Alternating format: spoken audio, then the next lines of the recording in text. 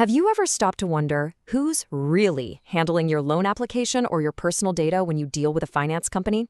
You might be talking to one company, but behind the scenes, there could be a whole network of other firms processing your information. So let's dive into the Reserve Bank of India's playbook that governs this exact situation and find out where the buck really stops. So here's how we're going to break it all down. We're going to look at 5 core ideas behind the RBI's rules. We'll start with what I'm calling the unbreakable rule, which is the foundation for everything. Then we'll meet the guardians of governance, navigate the tricky risk landscape, see how it's all about putting customers first, and finally, land on where the buck stops. This isn't just about what the rules are, it's about why they exist. All right, so it all kicks off with this one big foundational concept from the Reserve Bank of India. This is the core principle, the rock, that this entire framework is built on. First things first, let's remember who we're talking about here. The RBI is India's central bank and financial regulator. Its main job is to keep the whole system stable and, protect the public. So when they issue directions like these, it's all about creating these essential safeguards for everyone involved, especially you, the customer. Okay, so let's make sure we're on the same page. What do we even mean by outsourcing here? Well, according to the RBI, it's when a non-banking financial company, an NBFC, hires another company to do something that it would normally do itself. And this could be anything from processing loan applications to marketing to managing your data. And this right here, this is the unbreakable rule. It's the central theme of this entire thing. The concept is so simple, but so powerful. An NBFC can hand off the activity. They can hire someone else to do the work, but they can never, ever, ever hand off the ultimate responsibility. That stays right with them. They're always on the hook. So that leads to a pretty logical question, right? If the company itself is always on the hook, then who inside that company is in charge of making sure everything is done right? Who are the actual guardians of this whole process? Well, the RBI sets up a really clear 2-tiered system of oversight. Think of the board of directors as the architects. They're designing the high-level blueprint, they approve the big policies and the overall strategy. Then you have senior management. They're the implementers. They're on the ground, taking that blueprint and turning it into day-to-day procedures, managing the risks, and making sure it all actually works. But, and this is a big but, the RBI draws a very hard line in the sand. Certain things are just too important, too core to what a financial institution is, that they can never be handed off.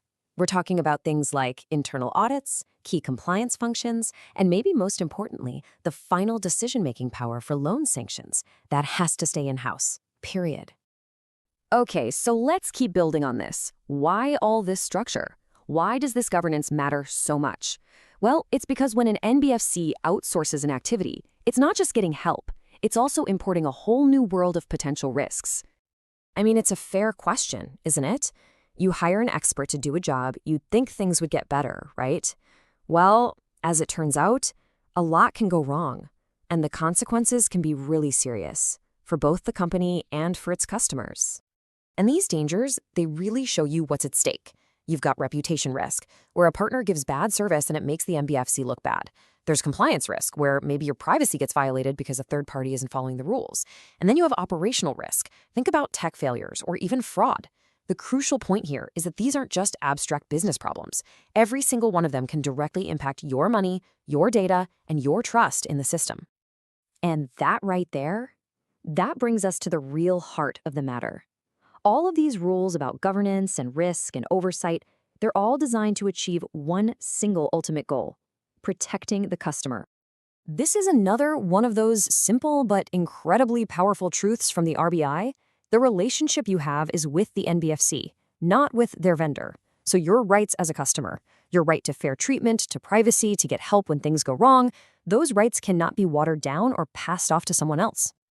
And the RBI gets very specific about what this protection looks like. The NBFC is held directly responsible for how its agents behave, especially recovery agents. They are explicitly told they cannot use intimidation or harassment, and your confidential info, it has to be protected with the same high standard of care, no matter whose computer it's on. This is such a key part of customer protection. If you have a problem, you shouldn't have to navigate some confusing maze of different companies. The NBFC you dealt with in the first place has to give you a clear, easy way to solve your issue, and it doesn't matter if the service was done by them or by a partner. So let's bring all these threads together now. When you step back and look at the entire regulatory framework, there's one message that rings out louder and clearer than any other. Accountability is absolute. It cannot be diluted. And hey, you don't have to just take my word for it. The RBI puts it in black and white right in their official directions. This quote is the cornerstone of the whole policy. The obligations of the board and senior management are never diminished. The buck stops with them. Full stop. In the end, it's probably best to think of this as a complete system. You've got the NBFC, its service providers, and you, the customer, all linked together. And the RBI's regulations, they're the framework that makes sure this whole system is built on a solid foundation of accountability, trust, and really clear responsibility. This all leaves us with a final, really important thought. Look, outsourcing allows for incredible innovation and efficiency in finance, and that's a good thing. But as our financial world gets even more interconnected, the central challenge is always going to be striking that perfect balance. How do we encourage innovation while making absolutely sure that this unbreakable chain of accountability remains strong?